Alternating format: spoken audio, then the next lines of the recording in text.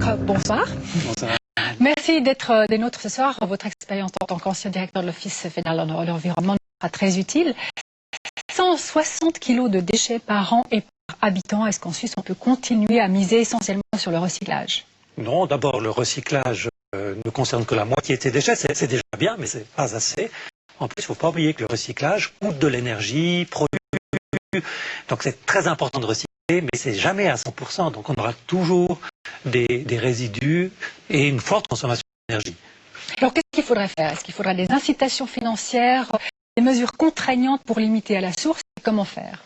Donc la loi est très claire, j'en suis très fier parce que c'est moi-même qui avais introduit ce concept tout à fait lisible dans la loi de dire la première priorité c'est d'éviter les déchets. Donc il faudrait se concentrer là-dessus et aujourd'hui on fait exactement le contraire. On favorise le recyclage. En Suisse on le fait pas trop mal, j'entends, il y a ces taxes préalables d'élimination, il y a la taxe au sac. Ce sont des choses qui sont exemplaires en comparaison mondiale mais qui sont insuffisantes et on ne fait plus rien contre la lutte à la source, très peu, parce qu'on considère les déchets comme une nouvelle ressource.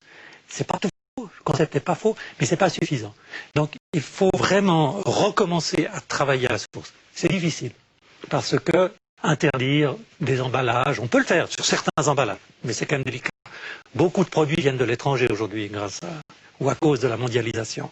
Comment voulez-vous régler les emballages des télévisions qui vous viennent de Chine? J'entends ça devient un peu compliqué. C'est pas exclu, il faudrait y travailler.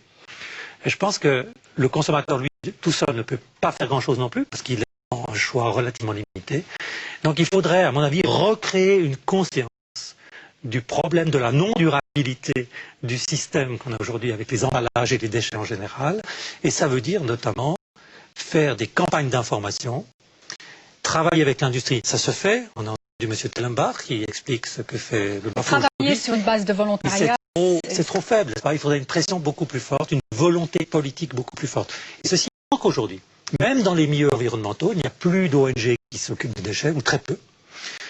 Au niveau de l'administration, on a été mis un peu sous chape par le Conseil fédéral qui a réduit les crédits pour les publications, pour l'information. Il y avait autrefois une exposition sur les déchets qui circulait dans toute la Suisse avec les écoles. Vous êtes sur un constat d'échec. D'ailleurs, il est partagé, je dirais, si on lit bien entre les lignes de ce rapport d'évaluation de la politique fédérale des déchets qui est publié par la Confédération en 2005, qui dit que les consommateurs souhaitent des emballages générant moins de déchets. Ça, c'est une bonne chose, mais parallèlement, la politique des déchets ne répond pas à la notion de durabilité.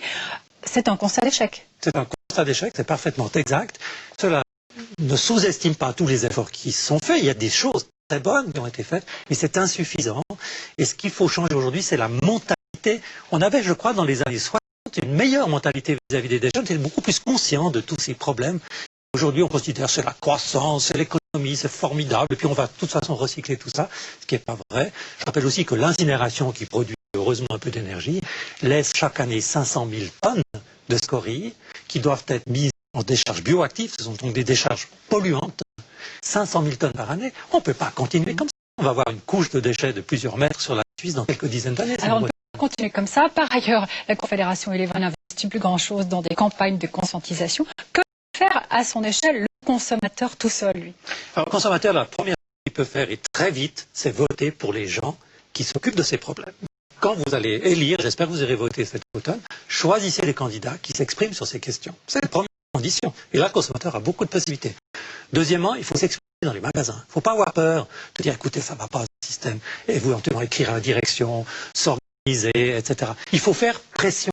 Parce que c'est le seul moyen que les gens bougent. S'ils sentent que le consommateur est intéressé, les gens vont commencer à chercher d'autres emballages, d'autres solutions. Et là, il y a un gros pouvoir des consommateurs dans leur ensemble, adhérer aussi à des organisations qui s'occupent de ces problèmes, sans espérer que demain matin tout soit changé. Mais sans cette pression des consommateurs, il n'y aura pas de changement. Et peut-être déshabiller les suremballages dans le magasin même. Il y a des actions un peu spectaculaires qu'il faut faire. J'ai vu encore certains magasins qui ont des conteneurs à la sortie pour qu'on laisse les gros emballages. C'est déjà quelque chose. Mais il faut insister, il faut protester, il faut se manifester avec un peu de courage des fois pour montrer que ça ne va pas comme ça. Philippe, merci beaucoup. Merci à vous.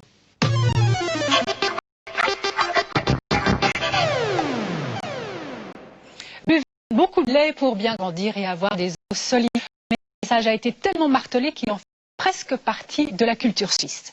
La semaine prochaine, vous verrez que ce message a du plomb dans l'aile. Des études médicales très sérieuses conseillent de diminuer notre consommation de ce lait produit en quantité industrielle.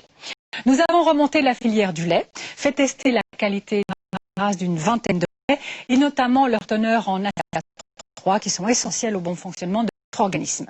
Les entiers, pasteurisés, UHT, drink, maigres, bio, enrichis, délactosés, quelle différence, quel intérêt à acheter l'un plutôt que l'autre? Des réponses mardi prochain. D'ici là, portez-vous bien. Très bonne fin de soirée.